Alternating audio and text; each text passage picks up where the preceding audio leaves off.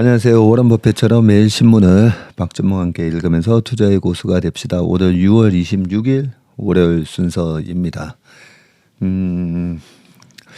주말에도 그 사칭 업체한테 또 당했다는 그런 연락이 와서 되게 마음이 무겁습니다. 우리 최성무랑 같이 진행한 채플미에도 그런 댓글을 남겨주신 분이 있는데 모든 방송에 나갈 때마다 제가 좀 얘기를 계속 할 생각이고요.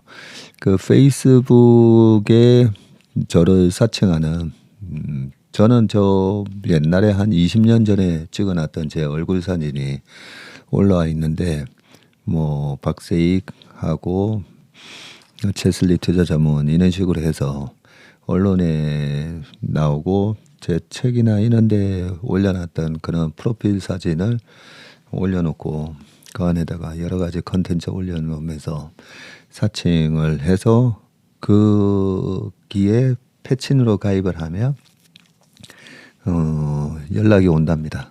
연락을 해서 패친 가입하셨냐 뭐 이런 식으로 하면서 말을 걸면 되게 이제 반가우시니까 거기 이제 속아서 뭐 바이낸스의 계좌를 개설해서 코인으로 바꿔가지고 보내라. 그 수법이 똑같고요.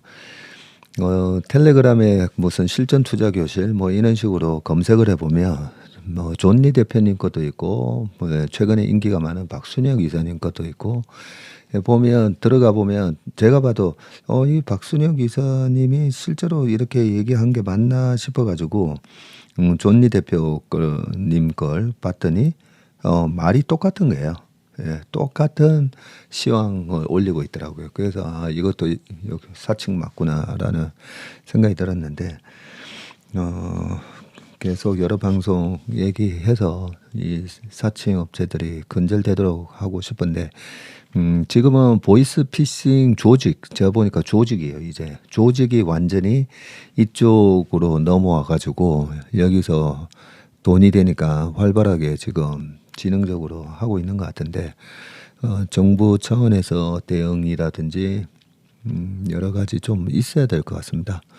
그 부분은 어떻게든 여러 군데 공영방송, 공영 광고 방송 이런 걸 하든지 SBS 그것이 알고 싶다 계속 제가 문의를 해서 그 이런 피해가 좀 안 나오도록 하겠습니다.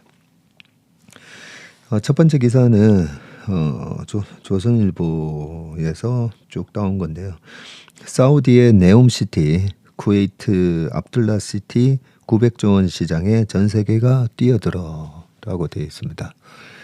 최근에 건설주들이 시세가 좋아가지고 먼저 항상 보면 주식시장에서 주가가 먼저 반응을 하고요. 그런 부분들을 사람들이 관심이 없을 때 이런 기사들이 나오면 꼼꼼히 체크해 보면서 어떤 펀더멘탈한 변화가 있는지를 체크해 보는 게 신문을 또 봐야 되는 이유이긴 한데요. 첫 번째 기사 내용을 한번 보겠습니다. 탈석유 도전하는 중동 국가 대규모 건설 프로젝트 추진. 제2의 중동 붐을 노리는 것은 한국뿐만이 아니다. 중동 주요국이 고유가로 챙긴 오일머니를 탈석유 및 산업 다각화를 위한 대형 프로젝트에 쏟아붓는 계획을 잇따라 발표하자 각국이 수주를 위해서 촉각을 곤두세우고 있다. 업계에서는 올해 하반기부터 사우디아라비아, 네옴시티 등 대형 프로젝트 수주전이 본격화할 것으로 전망한다. 라고 되어 있습니다. 그러고 보면 우리가 그 폴란드로부터 뭐 수주권이 있기 전에 먼저 전쟁이 그 모멘텀이 됐었고 그죠? 작년 2월 달에 2월 24일이었나요? 우크라이나 러시아 전쟁이 촉발되고 그러고 나서 처음에는 주식시장에 방산주들이 확 떴다가 그러고 나서 나중에 다시 떨어졌었습니다. 그죠? 떨어지다가 본격적인 이제 3파 상승이 나왔던 게 실제로 수주가 막 몰려들고 거기에 기존에 우리나라에서 쓰려고 만들어 놨던 걸 빨리 그쪽으로 약간 비싼 가격에 팔면서 매출과 마진이 확 개선되다 보니까 주가가 52주 신고가뿐만 아니라 뭐 굉장히 좋은 주가 상승이 있었기 때문에 이 네옴시티 얘기도 벌써 이미 우리가 나와서 알고 있는 거잖아요. 알고 있는데 또 최근에는 관심들이 많이 없어졌어요. 없어졌는데 만약에 이 900조 원 시장이 뭐 엄청난 프로젝트를 그냥 장난삼아 이렇게 발표했던 게 아니잖아요. 그러면 이 사우디에서 공사가 이제 본격적으로 이 프로젝트가 진행되면서 거기에 소위 말해서 이제 낙수 효과가 일어나면서 수혜를 받는 기업들이 하나하나씩 나올 건데 그런 그림 속에 이 기사를 관심을 갖고 보면 좋을 것 같습니다. 글로벌 시장 조사 업체 IHS 마켓에 따르면 올해 중동 건설 시장 규모는 6,943억 달러, 총 약 911조 원으로 전년도 대비해서 12.4% 성장할 전망이네요. 이는 세계 평균 성장률이 지금 2.8% 예상하는데 4배를 넘는 규모입니다. 최근 중동 국가들은 고유가로 재정 여건이 크게 개선되면서 잇따라 대규모 경기 부양책을 구체화하고 있고요. 가장 대표적인 사업이 사우디가 추진하는 5천억 달러와 약 650조 원 규모의 네옴시티 조성 사업인데 서울 면적의 44배인 미래도시 건설을 위해서 전 세계 건설 에너지 기업들이 치열한 수주 경쟁을 펼칠 전망이다. 야, 서울 면적의 44배라고 합니다. 와, 엄청나다 그죠? 다음 달 입찰이 마감되는 네옴시티 고속철도 터널 공사에는 대우건설을 비롯해서 중국의 상해 터널 공정, 프랑스의 솔레탕 슈바시, 스페인의 악시오나, 이집트의 페트로제트 등이 입찰에 나설 예정이라고 되어 있고요. 다른 걸프 국가들도 앞다퉈 대형 프로젝트를 예고하고 있는데 쿠웨이트는 뉴 쿠웨이트 2035 계획에 따라서 압둘라 스마트시티 개발 프로젝트와 알주르 석유화학단지 프로젝트 등을 추진하고 있고 카타르는 라스라판 LNG 개발 프로젝트와 중동 주요 지역을 잇는 GCC 철도 연결 사업 등을 계획 중이라고 하네요. 이라크도 바그다드 해수처리 시설과 경정철을 등을 추진한다고 합니다. 특히 중동은 그린 수소와 블루 수소 생산에 필요한 재생에너지 지원을 풍부하게 보유하고 있어 앞으로 수소 플랜트 발주가 대폭 확대될 것이라는 기대가 나옵니다. 국내에서는 끊긴 원전 발주도 이어질 전망인데 미국 에너지정보청에 따르면 중동 내 원자력 발전 용량은 2030년까지 현재의 10배 수준인 580억 킬로와트시로 확대될 것으로 예상을 하고 있고요.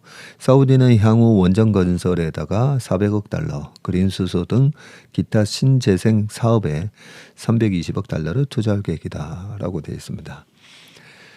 네, 이 발주가 뭐뭐가 석유화학단지, LNG 개발, 뭐 GCC 철도 연결 사업, 해수 처리, 뭐 과정이 여러 가지가 돼 있잖아요.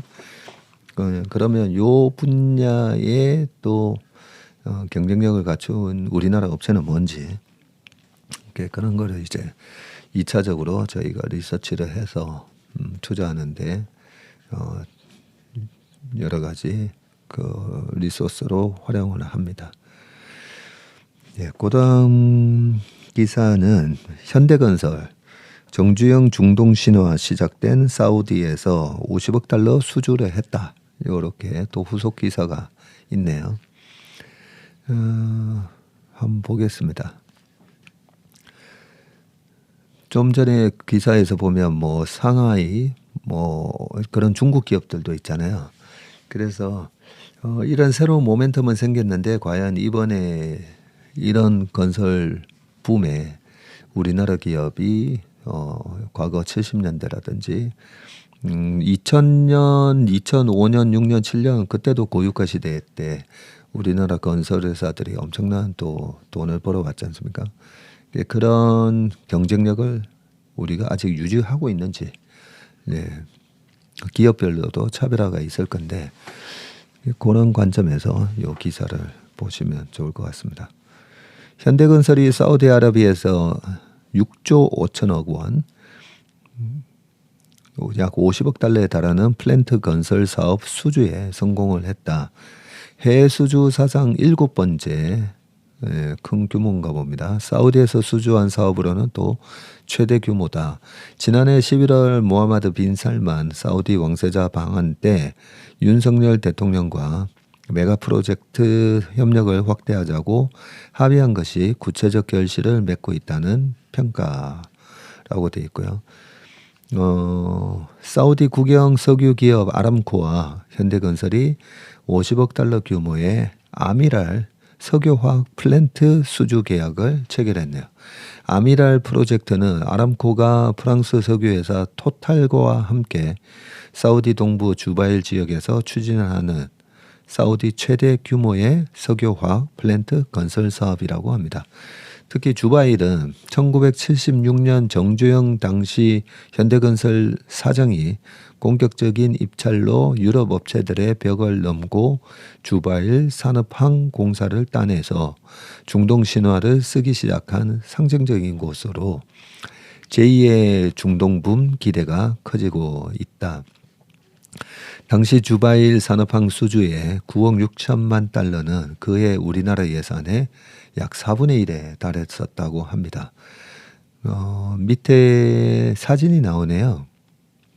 사진을 보니까 맨날 주바일 하는데 어딘지 저도 잘 몰랐는데 지금 딱 보시면 사우디아라비아가 있고 그죠? 리야드 그리고 주바일 바로 옆에 아미랄 프로젝트가 진행되고 있는 거네요. 그리고 사우디아라비아 오른쪽에 오만, 이란, 밑에 예멘, 옆에는 수단, 이집트, 네, 그렇게 쭉 되어 있습니다. 요 사진에 보니까 국내 기업의 사우디아라비아 공사 수주액이라고 해서 이게 규모별로 나온 거네요. 지금 50억 달러 아미랄 석유화학 프로젝트가 있었고 2010년 9월에는 라빅 발전소가 33억 9천만 달러짜리가 있었고요.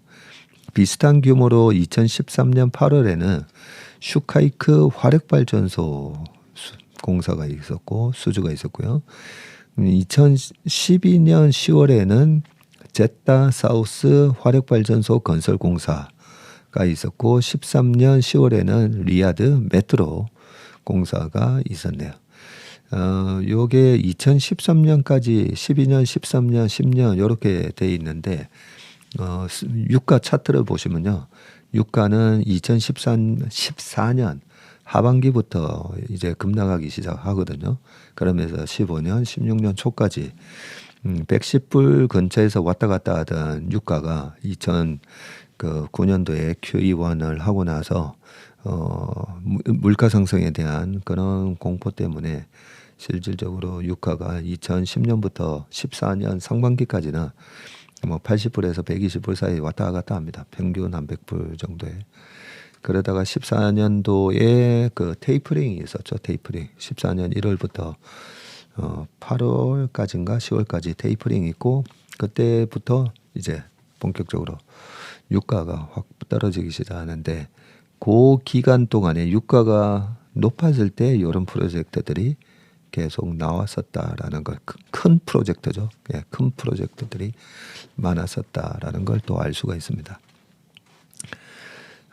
현대건설이 이번에 수주한 아미랄 프로젝트는 원유 정제 과정에 나오는 나프타랑 에탄 등 저부가 가치 부산물을 사용해서 에틸렌과 프로필렌 등 기초화학 제품을 만드는 생산 설비를 짓는 것이라고 하네요. 현대건설은 총 4개 패키지로 나누어 발주된 이 프로젝트에서 패키지 1과 4를 따냈는데요. 패키지 1은 프로젝트의 핵심인 MFC (Mixed Feed Cracker) 혼합 크래커를 건설하는 공사라고 되어 있고요. 화학산업의 쌀이라 불리는 에틸렌을 연간 165만 톤 생산하는 설비라고 합니다.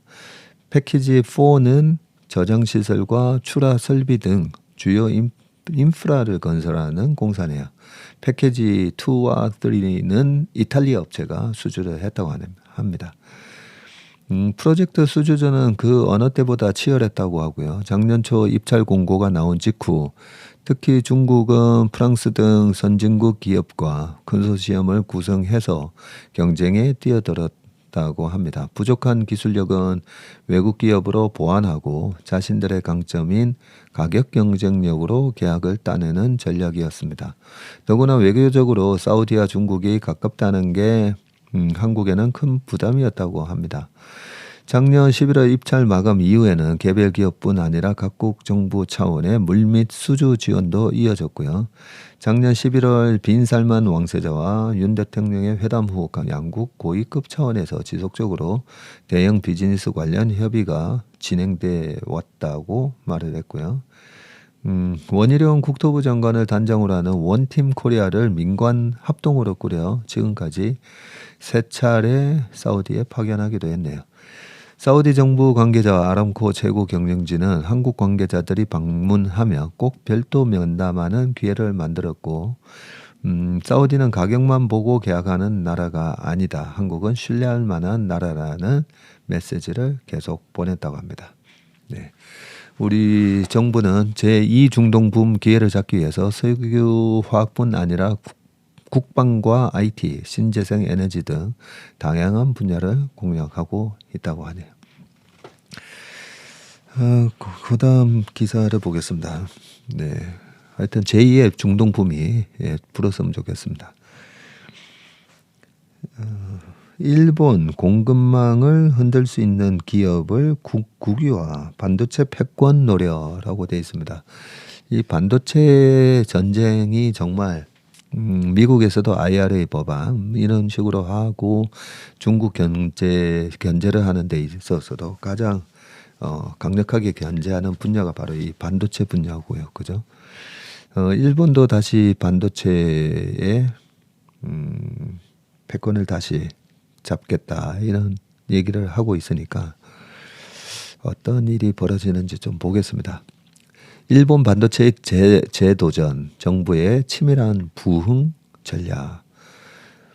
일본 국부 펀드인 산업혁신투자기구 JIC가 매수에 나선 JSR은 반도체 생산에 없어서는 안 되는 포토레지스트 분야 글로벌 1위 기업이라고 합니다. 포토레지스트는 얘기 많이 들어보셨죠. 예전에 2019년도에 화이트리스트 때문에 우리나라 소부장 기업들 활성화시켜야 된다 했을 때 제일 먼저 나왔던 게 요 포토레지스트에 대한 규제를 우리가 이 부분을 우리가 자국의 생산 비중을 높여야 된다. 자립도를 높여야 된다. 이래 했었는데 포토레지스트는 반도체 웨이퍼에 정밀한 회로를 그려넣는 노광 공정의 소재로 일종의 감광액이라고 합니다. 특히 JSR은 전 세계에서 5나노 이하 첨단 반도체 생산에 사용되는 극자외선 EUV용 포토레지스트를 공급할 수 있는 몇 안 되는 기업이고요. 심지어 경쟁사들도 도쿄 오카공업 그리고 스미토모 화학, 시네스 화학 등 대부분 일본 기업이네요. JSR을 사실상 국유화한 일본 정부가 포토레지스트 수출 통제에 나설 경우 글로벌 첨단 반도체 공급망 자체가 흔들릴 수 있다는 것인데 삼성전자와 TSMC도 예외가 아니라고 합니다. 반도체 업계 한 관계자는 JIC의 JSR 매수는 글로벌 반도체 소재 시장에서 일본 정부의 입김이 그만큼 세진다는 뜻이라고 합니다. 사진을 보니까 포토레지스트 분야 글로벌 1위 기업인 일본 JSR의 파인 전자 소재 연구소에서 연구진이 포토레지스트와 하드 마스크, 기능성 세척 용액 등 반도체 소재 관련 연구를 하는 사진이 올라와 있네요. 치밀한 반도체 부흥 전략. 반도체 업계에서는 JIC의 JSR 인수가 일본 정부의 치밀한 반도체 부흥 전략에 따른 것으로 보고 있는데 1980년에서 1990년대 세계 반도체 시장을 제패했던 일본은 미국의 견제를 받으며 생산 기반이 완전히 무너졌다. 차량용 반도체 기업 르네사스와 낸드 플래시 업체인 키옥시아를 제외하며 뚜렷한 반도체 생산 업체가 이제 없죠. 하지만 반도체 소재, 장비와 후공정에서는 여전히 세계 최고 경쟁력을 갖추고 있습니다. 국내 한 반도체 기업 관계자는 한국과 대만 중심으로 생산 거점이 재편되는 와중에도 일본 소재 장비 업체들은 30년간 기술력을 높여가며 꾸준히 공급망에서 중요한 위치를 지켜왔고 장비만 놓고 보면 미국과 네덜란드, 소재의 경우에는 독일도 강국이지만 모두를 갖춘 국가는 일본뿐이라고 하네요. 노무라 증권에 따르면 일본 업체들의 반도체 장비 소재 글로벌 점유율은 도포 장치 90%, 실리콘 웨이퍼 60%, 그리고 포토레지스트 70%에 이른다고 하네요. 2019년 일본 정부가 한국 대법원의 강제징용 배상 판결에 반발해서 반도체 핵심 소재 3개 품목을 수출 규제한 것도 이런 자신감에서 비롯됐다라고 합니다. 도포 장치는 웨이퍼 표면 코팅 등을 위한 장치라고 되어 있고요. 포토레지스트는 웨이퍼 위에 회로 그리는 관광액이고요. 에칭 장치, 웨이퍼에서 불필요한 부분을 제거하는 장치고요. 밀봉제, 봉지 장비 이런 얘기 많이 하는데 반도체를 열과 습기 등에서 보호해주는 소재라고 합니다. 실리콘 웨이퍼는 반도체 소재의 기본 재료입니다. 실제로 일본은 최근 반도체 소재 장비를 전략물자로 삼겠다는 야심을 숨기지 않고 있고요. 일본 정부는 다음 달 23일부터 노광 장비, 세정 검사 장비 등 23개 품목에 대해서 수출 시에 경제산업상의 허가를 반드시 받도록 했다네요. 다음 달, 그러니까 7월 23일부터네. 표면적으로는 미국의 대중 수출 제재에 동참하는 모양새지만 저도 그런 게 아닌가 생각하는데요.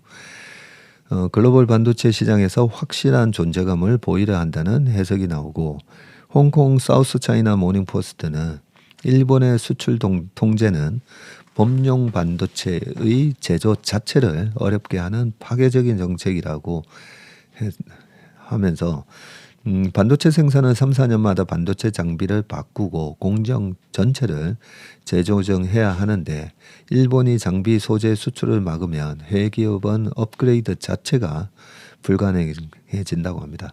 미국의 대중 규제에 말을 아끼던 중국 상무부가 일본의 수출 통제는 반도체 공급망을 불안하게 만들고 양국 기업들의 이익을 심각하게 훼손시키는 조치라고 맹비난할 정도라고 하네요. 세계 10대 반도체 장비 업체 22년 기준으로 표가 또 잘 나와 있습니다. 미국에는 어플라이드 머티리얼스, 그리고 일본에는 도쿄 일렉트론, 미국의 KLA라고 있고요. 일본 스크린, 네덜란드의 ASML하고 미국에는 ASM 인터내셔널하고 ASML 다른 회사네요. 미국은 램 리서치가 있고 한국에는 세메스, 그리고 일본에는 고쿠사이 일렉트리, 무라타 머시너리, 이렇게가 세계 10대 반도체 장비 업체라고 합니다. 후공정 능력도 세계 최고인데 일본 정부가 자국의 후공정 경쟁력도 공격적으로 활용하고 있는데요.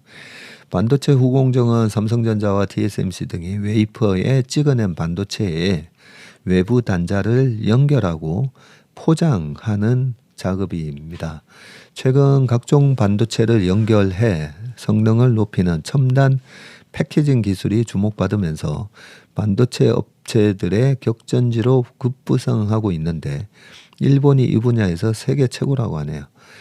일본 경제산업성이 21년 6월 수립한 반도체 전략 문건은 도쿄대와 도쿠대, 오사카대 등의 우수한 후공정 연구 능력을 TSMC와 같은 글로벌 반도체 기업 유치에 활용해야 한다고 했고 일본 정부의 보조금 지급과 시너지를 내면서 현실화됐다고 합니다. TSMC는 일본 구마모토에 후공정 연구소와 공장을 건설하고 있고 삼성전자도 300억 엔을 투자해서 가나가와현 요코하마시에 후공정 시험 라인과 연구 시설을 짓기로 했다네요.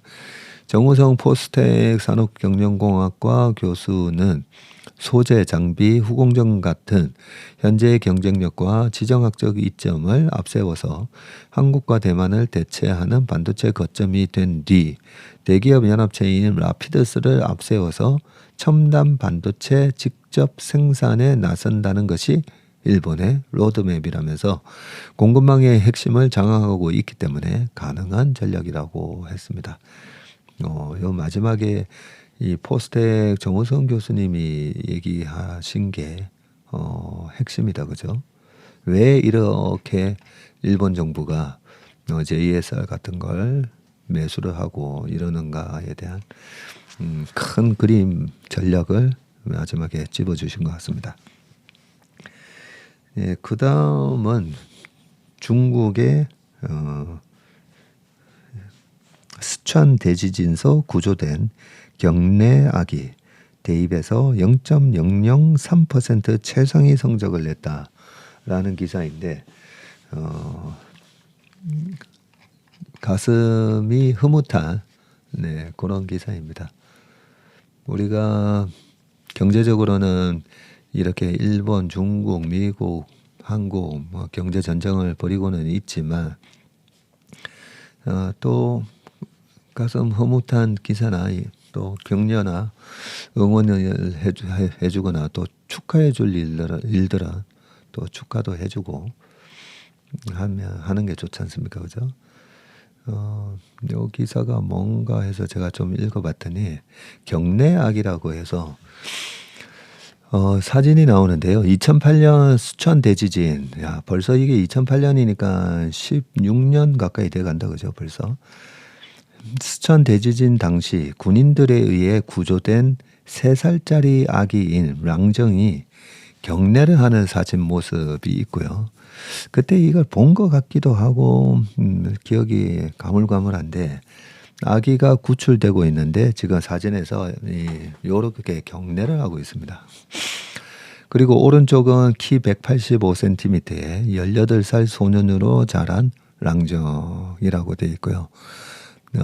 인물이 정말 인물도 좋고 훤칠하고 약간 18살의 유덕화를 보는 느낌입니다. 네. 기사를 보면 경내 아기가 또 한 번 중국을 울렸다. 2008년 스촨 대지진에서 극적으로 구조된 뒤 군인들을 향해서 경례했던 3살짜리 아기가 15년이 지난 올해 가오카오 대학 입학시험 우리는 수능 이러는데 미국은 SAT 그죠? 중국은 가오카오라는 입학시험이 있나 봅니다.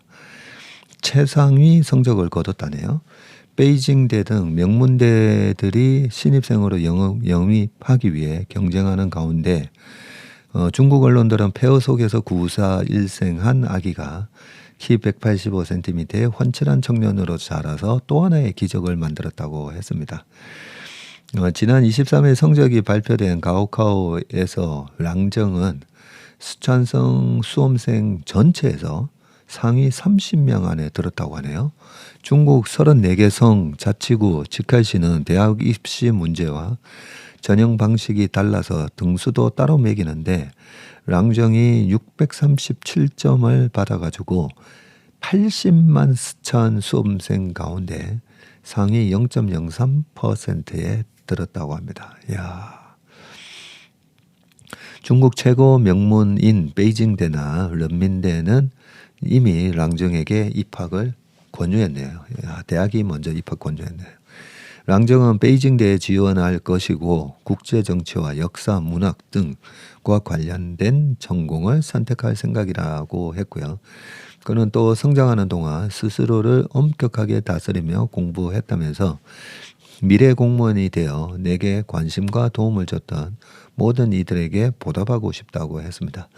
담임 교사가 랑정을 세워두고 햇살 같은 성격에 농구도 잘하는데 인기까지 많다고 말하는 영상은 웨이보에서 수천만 조회를 기록을 했다고 하네요.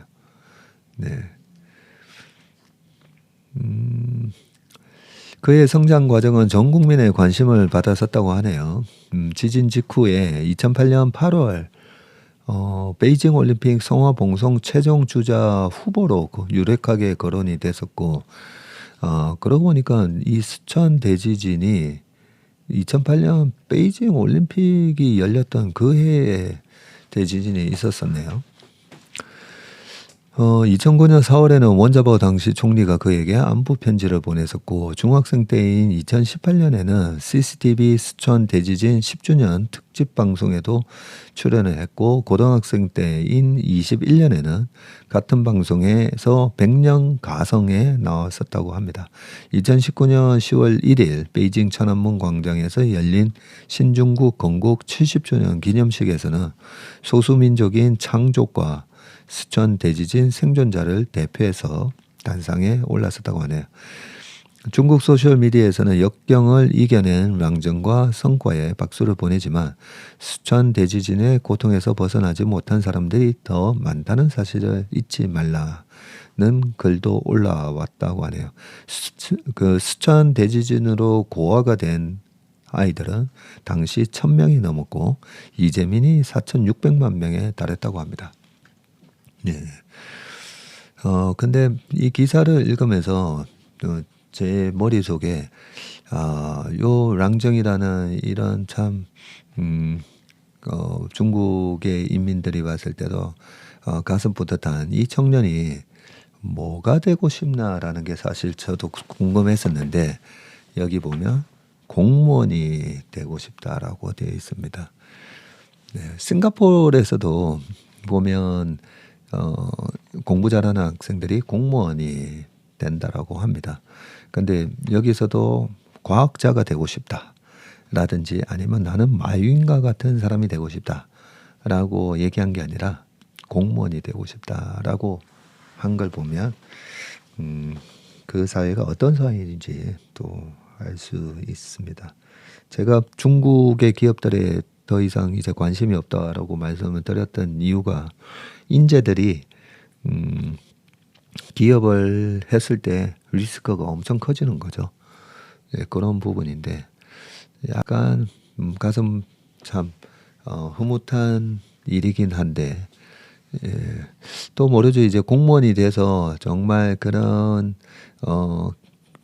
기술이라든지 과학 이런 걸 정책을 강화시키면서 더 큰 그런 국가의 중국에 기여하는 그런 일을 할 수도 있죠. 네.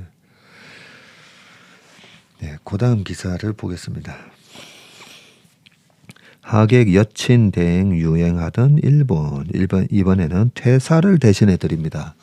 라는 기사인데, 일본에 좀 우리로서는 이해하기 힘든 여러 가지 그런 좀 기이한 일들을 자주 제가 읽어보는 이유가 우리의 미래의 일수가 있기 때문이거든요. 예, 그런 차원에서 퇴사를 대신해 드립니다라고 돼 있는데, 일본의 한 퇴사 대행 업체가 내놓은 홍보 포스터, 이제 이런 직장과는 안녕이다라고 적혀 있는 그런 기사네요. 일본에서 하객 대행, 여자친구 대행 등 다양한 대행 서비스들이 성행하는 가운데 직장인들을 상대로 퇴직 절차를 대신 밟아주는 퇴사 대행 서비스가 본격 유행하기 시작했다. 네, 여자친구 대행, 하객 대행. 우리나라에서도 벌써 이제 생긴 게 한 10년 가까이 되긴 한 것 같은데, 저는 하객 대행하는 것도 예전에 뉴스를 보고 깜짝 놀랐었는데, 예, 일본에서는 벌써 이런 것들이 많이 성행을 했었다고 합니다.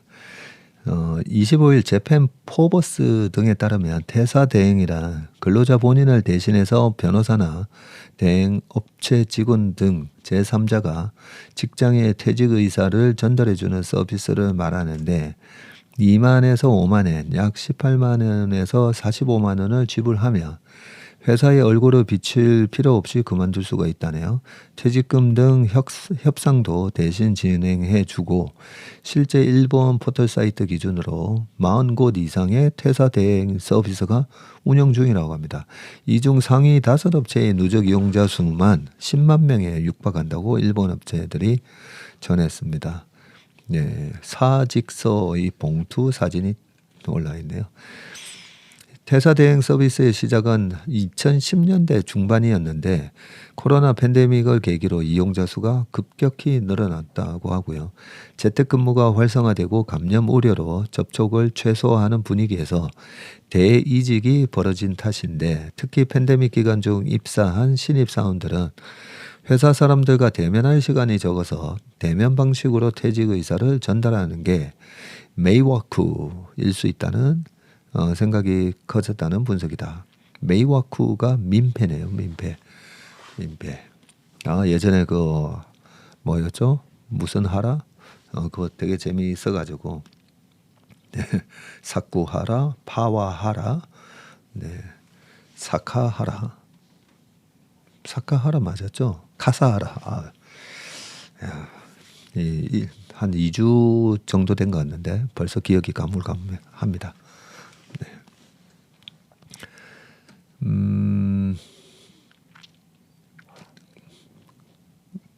그 밑에 이 실제 퇴사 대행 업체 엑시트가 지난 1월에서 3월 조사한 결과 이용자의 72%는 20대라고 하네요. 이어서 30대가 18%, 40에서 49세는 5%. 그러겠죠. 뭐 저희 나이만 하더라도 만약에 사직서를 낸다면 그래도 좀 예의를 갖춰서 사직서 이래 갖다 드리지 않습니까? 그죠?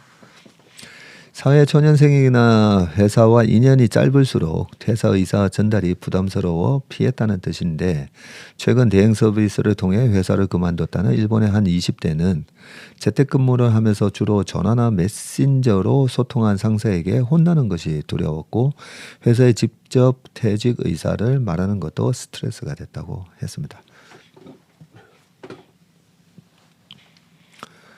네. 요까지 하고요. 그다음 마지막 기사는 보통 보너스 기사인데 제가 좋아하는 강은의 히스토리 인 팝스 기사 칼럼이라서 간단하게만 소개를 해드리겠습니다. 히스토리 인 팝스의 오늘 제목이 재밌어가지고요.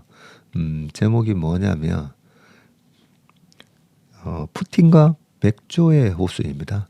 네. 주말에 지금 이번에 이 반란 이 기사가 많았었는데 그죠? 간단하게 읽어보겠습니다. 푸틴의 요리사라고 불렸던 바그너 용병그룹의 수장 예브게니 프리고진이 일으킨 반란은 친러시아인 루카센코 벨라루스 대통령의 중재로 하루 만에 싱겁게 끝났는데 바그너 그룹은 러시아 남서부 로스토프주의 군사령부를 장악하고 모스크바에서 500km 남쪽에 있는 보로네시주까지 장악한 뒤 모스크바로 북진 중이었다. 프리고진이 사실상의 쿠데타를 일으킨 이유는 러시아 국방부가 우크라이나 군과 싸우고 있는 바그너 그룹의 후방 캠프를 고의적으로 포격했기 때문에 총참모장과 국방장관의 처벌을 요구했으나 묵살되었기 때문인 것으로 보인다. 이들이 총구를 모스크바로 돌리며 정의의 행진을 선언하자 푸틴은 이를 반란으로 규정하면서 일촉즉발 상황까지 갔는데 이 사건으로 강한 남자로서 푸틴의 카리스마는 심하게 타격을 입은 것이 분명하고 미국의 CNN은 푸틴이 그동안 유지해온 독재 체제의 궁극적인 장점인 완전한 통제력이 하룻밤 사이에 무너지는 것을 목격하는 건 놀라운 일이 아닐 수 없다고 했습니다. 이 상황에서도 아마도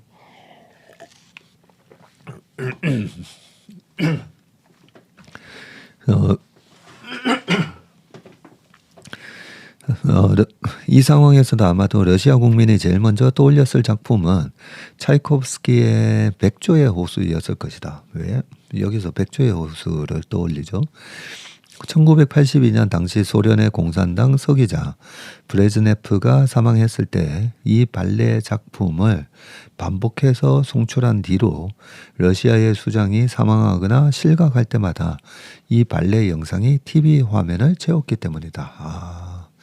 세기 말과 세기 초를 수놓은 일렉트로닉 그룹 스윗박스의 이 노래는 백조의 호수 멜로디를 샘플링해서 만들어진 곡인데 그 가사가 절묘하게도 지금 상황에 푸틴을 두고 말하는 듯하다. 도대체 넌 널 누구라고 생각하는 거야? 아니 넌 슈퍼스타가 아니야. 아니 이번엔 넌 나가도 너무 나갔어. 아니 넌 슈퍼스타가 아니래도. 화무시비롱이고 권불 10년이라더니 23년째 집권 중인 푸틴의 최대 위기가 아닐까라고 강은 음악평론가께서 쓰신 칼럼이었습니다. 재밌지 않습니까? 네, 오늘 원의 신박 순서는 여기까지 하고요. 이번 한 주도 행복하시고 화이팅 넘치는 한 주 되시길 바라겠습니다. 고맙습니다.